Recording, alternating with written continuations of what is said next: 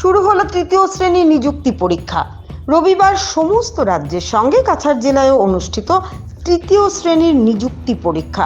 এই পরীক্ষাকে কেন্দ্র করে কাছাড় জেলা প্রশাসনের পক্ষ থেকে করা নিরাপত্তা ব্যবস্থা গ্রহণ করা হয়েছে প্রতিটি পরীক্ষা কেন্দ্রে।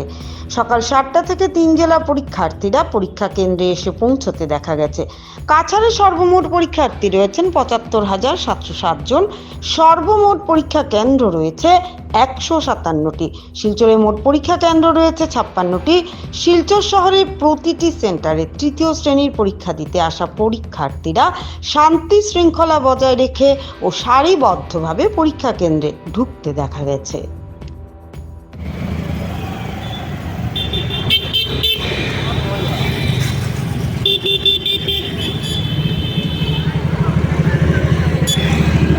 কিছু